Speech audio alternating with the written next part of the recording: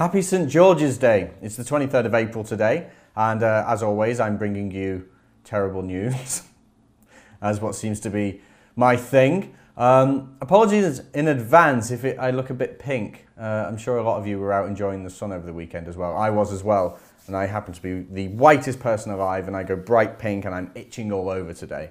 So hope you had a great weekend, but now I'm about to bring you down with some news about Telford. Now, of course, you'll know in March we heard about the Telford abuse scandal. The newspapers reported it as potentially the worst grooming gang scandal, with over 1,000 kids abused since the 1980s. These kids were beaten and raped, and the authorities, like with Rotherham, let the perpetrators go unpunished. And there was a horrible story, if you remember, of Lucy Lowe, and she died in a house fire with her mother and her sister, because her abuser set the house on fire.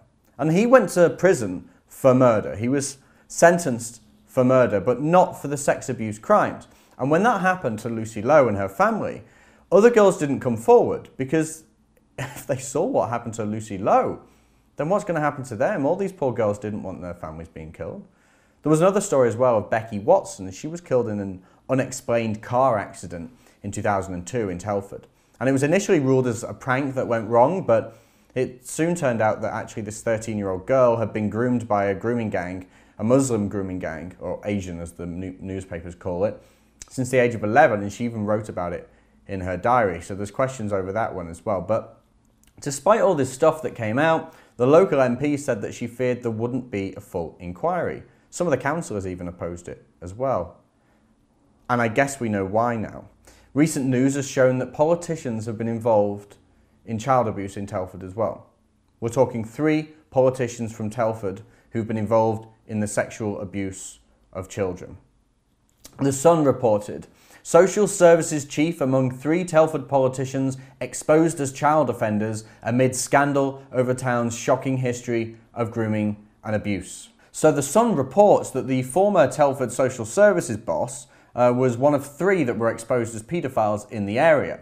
A man called Graham Bould is a former councillor, and he preyed on a 15-year-old boy in the 1980s and was convicted of 2 indecent assaults in 2001 as well. But the 15-year-old boy, he admitted he knew was 15. Now, why this guy was let out of prison in the first place, I don't know. I mean, abusing young boys, young girls, that should be life in prison as far as I'm concerned. You know, mentally scarring young boys and young girls over things like this, it's despicable. It's unforgivable. How can you ever let anybody like that back out into society to live normal lives? They can't live normal lives. They're paedophiles. Amazing. But what's amazing is he went on to become the head of social services in Shropshire. How does that happen?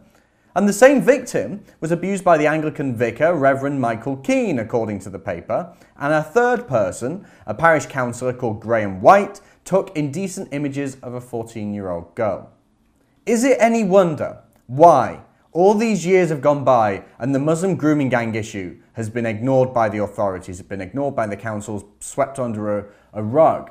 Is it any wonder that that's happened when it turns out that politicians, in many cases, have been in on it as well? Some of these politicians are just interested in keeping their job. Some of them don't want to be exposed as bad politicians. Some are just embarrassed. But some of them, they're not only complicit, they're involved. They didn't just help other people do it. They were doing it themselves. And is it any wonder that there's been no inquiry so far into this when we didn't know anything about this stuff? It looks like there is going to be an inquiry now. It's going to be a council inquiry. But there's no government inquiry like the J report. And the J report was for Rotherham. And look what that uncovered. 1,400 young girls over all those years. The J report was massive. And when we've got a government in power, when we've got politicians in power who are so obsessed with community cohesion, You know, by the way, I'm interested in community cohesion, but their policies do not create community cohesion. But when they claim that they are, they'll ignore stuff like this. There's no way in hell that they want another J report. There's no way that they want an official government inquiry into what happened in Telford, because it'll expose not just the problems with mass Muslim immigration and the results in our local communities, but it'll expose the fact that their own people, the politicians, have been doing it to children as well. So if there's something we want to campaign on in Telford right now, it's to expose the politicians as well as the grooming gangs, and it's also for a full government inquiry, and we'll find out exactly how bad it's been in Telford.